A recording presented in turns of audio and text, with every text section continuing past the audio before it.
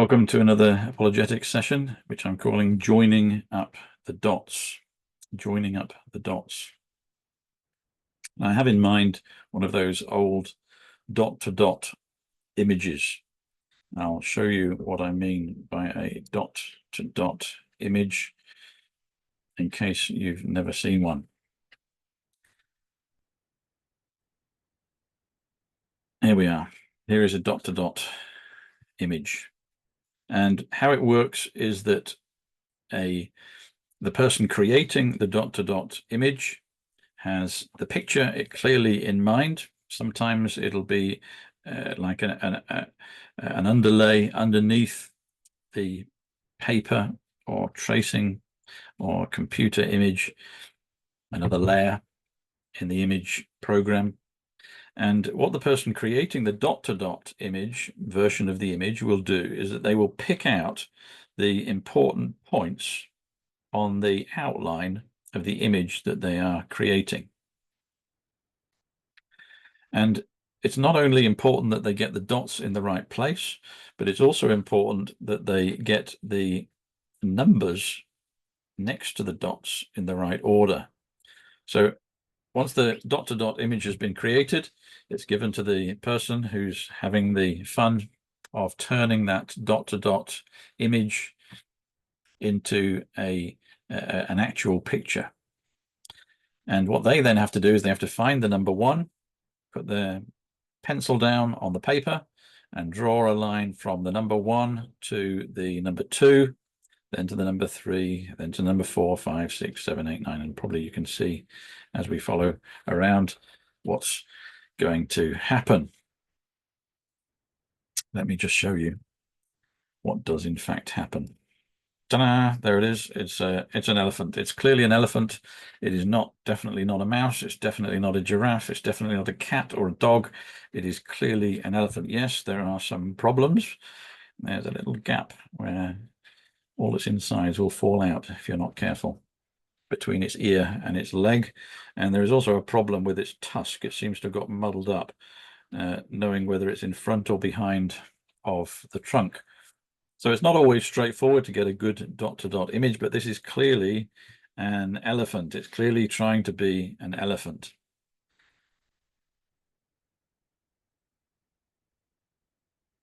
And why do I say all of this? Well, my conviction is that this is how, or this at least gives us an idea how God reveals that he is God in the scriptures.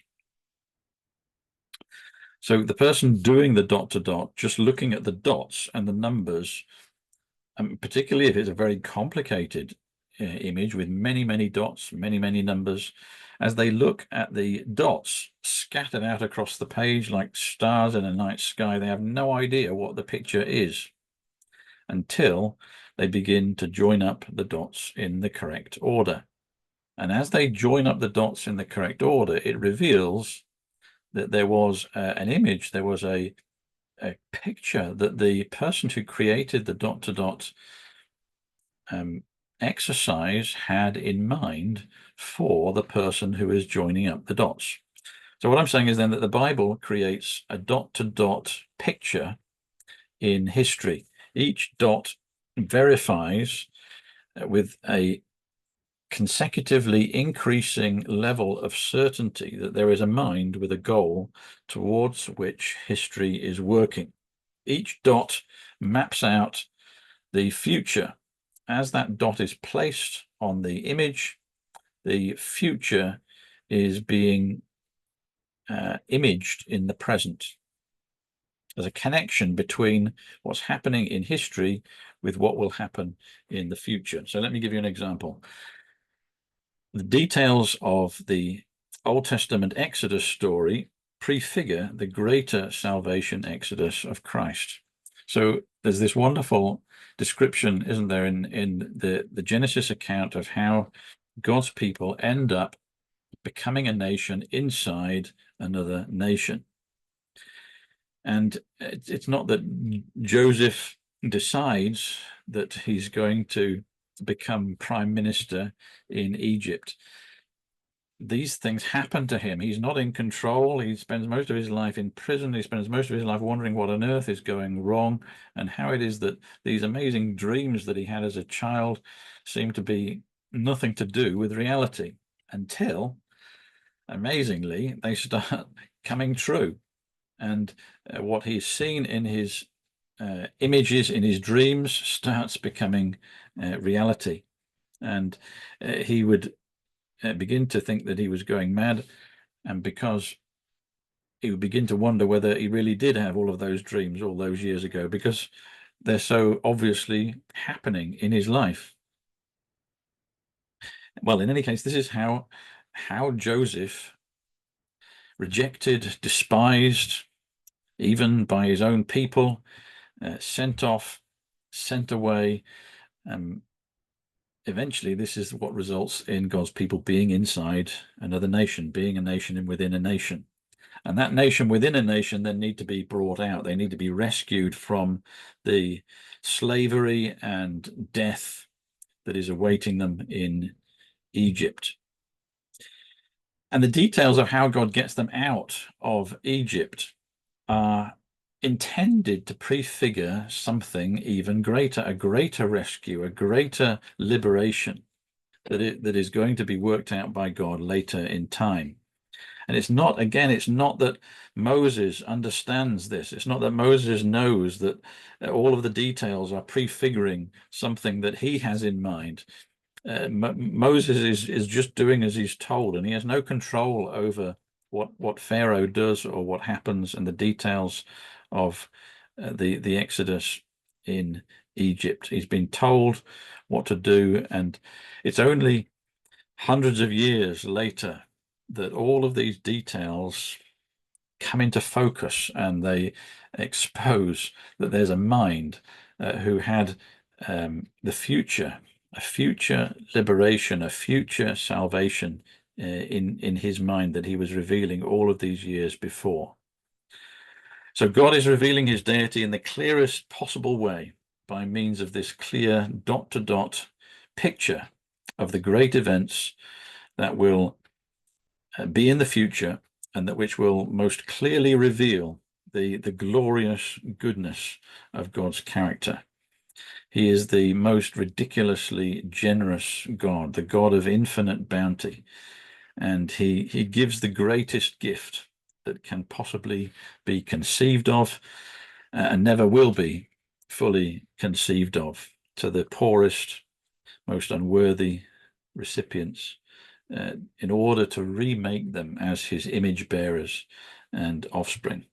So there's a mind that's being revealed, the mind with a very clear idea of where history is going, who's painting his own picture, he's painting his own image into the reality of history, using the Bible as the record of him doing just that. So a dot-to-dot picture is a good way of explaining what's going on in terms of the convincing power of God's revelation in the Bible. I also like the idea of a jigsaw puzzle, and I think a jigsaw puzzle is a wonderful metaphor, a wonderful aid to understanding both the Bible and our own mental processes.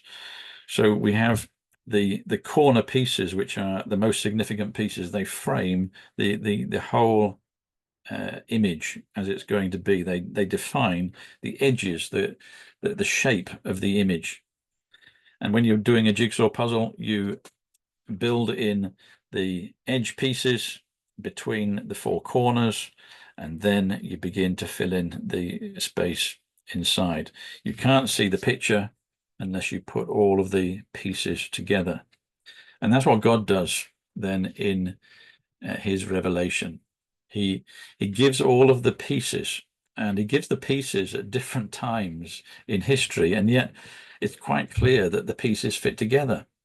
There was a mind, a common mind at different points in history. The people who were involved had no idea what was going on, but they were pieces of this jigsaw puzzle that fits together so beautifully and completely. And that is what convicts us then that the Bible is from God, the God who transcends time and space, the God who overrules all of history. And this explains then, this points to the reality of what we are as people, image bearers of God. Our minds and the Bible work like this. And Chris Harrison made a wonderful, I'll show you this. He made a wonderful visualization of what I'm talking about. He put together a system of visualizing the connections in the Bible. The Bible is I don't know whether it was Jordan Peterson who described it like this. The Bible is the first hyperlinked book. And what Chris Harrison did was that he laid out the chapters all along the bottom. So this is the whole of the Bible with the chapters all laid out. I think that one large one there is the book of the Psalms. So it's got, oh no, maybe it's Psalm 119, the longest chapter, many verses. Anyway, these are the chapters along the x-axis. What he's done then is he's linked up how the stories in different parts of the Bible relate to the events in other parts of the Bible, and you get this wonderful linking rainbow effect of all of the hyperlinks. Let's see if I can get a better version of that. There we are, there's a bigger version of that.